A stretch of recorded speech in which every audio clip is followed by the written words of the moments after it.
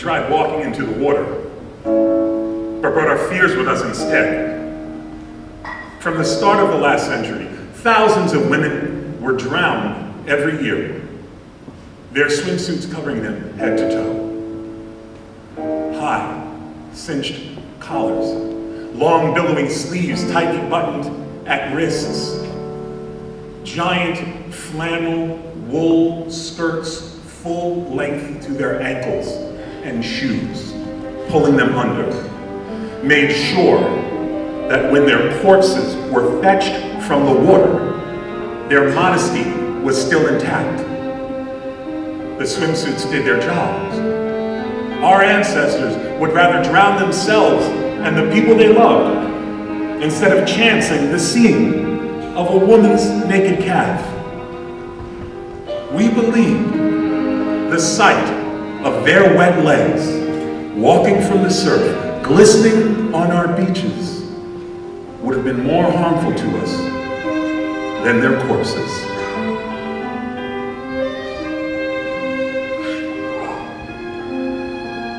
Wait for a large storm, preferably a hurricane or typhoon. Find a major city, find a tall building, find the 100th floor, strip naked, press yourself hard against the floor-to-ceiling windows. The sharp pool of the glass presses back against you. You are floating now. You can't see the ground, only the roiling clouds and rain. And it doesn't matter to you who's watching you, because you can feel the floor begin to move and shift, and you will hear the tower howl as it sways in the storm. And you will hear and feel the wind blow, and you will know that the wind blew just a little bit harder, and the earth turned just a little bit faster, and gravity lost its focus for just a moment. You could be spun up off this rock, slip and twist your way into heaven, but right now, gravity and wind and water lick and twist and paw you through a thin sheet of glass. And you, not knowing or caring who is watching you, and you, not caring who is recording you.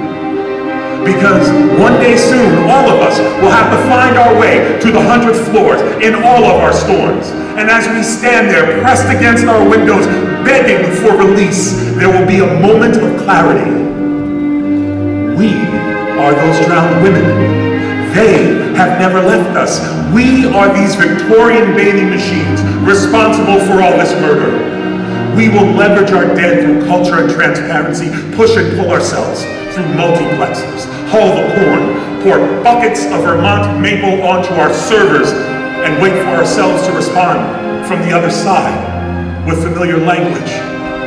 Will ourselves into pulses of light with the same reckless abandon that we use to will our ridiculous bathing suits through the crowning windows of our skyscrapers. Either find new math or suspend the physics.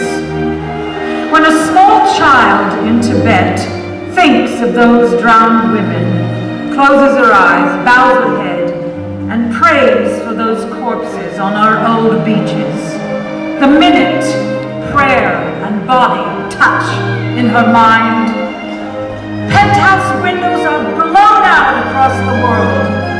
She prays harder. Death-trap bathing suits fly from those windows and float to earth, twisting and turning the same way they did descending in the water, holding on to their victims for dear life. She prays harder. The top floor of every tower disappears. We are no longer safely tucked inside the engineer's envelope.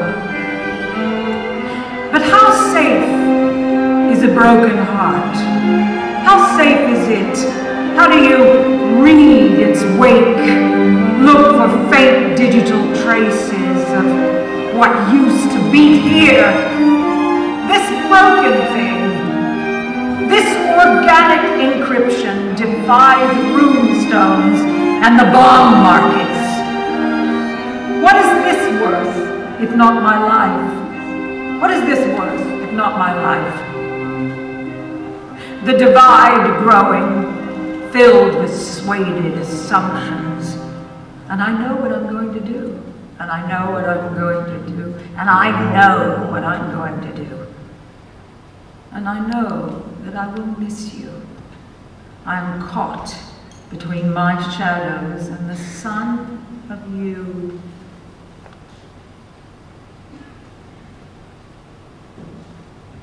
This document contains neither the recommendations or conclusions of the FBI. This document is the property of the FBI and is loaned to your agency.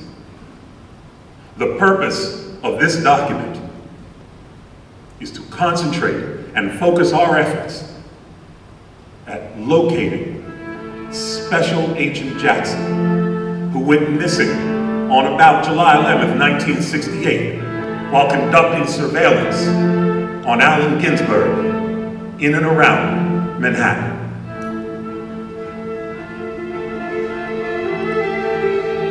I don't know why I've been asked to do this. Assigned to shadow a hippie, a poet. Why does the agency give a shit? I hate the Lower East Side.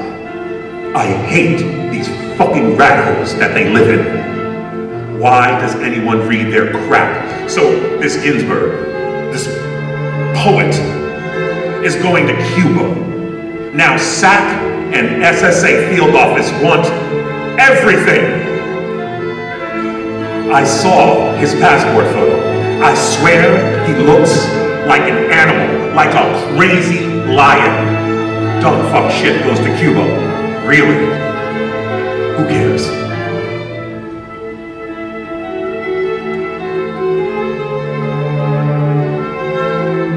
September 21st, 1967, surveillance subject Ginsberg travels from Mexico City to Havana, Cuba, via Cuba Aviation Airlines, flight number 465. He is listed on the passenger manifest as passenger number 8. He has been contracted by the Evergreen Literary Review to do a survey of the Cuban literary scene. Subject expected back in Manhattan in 10 days.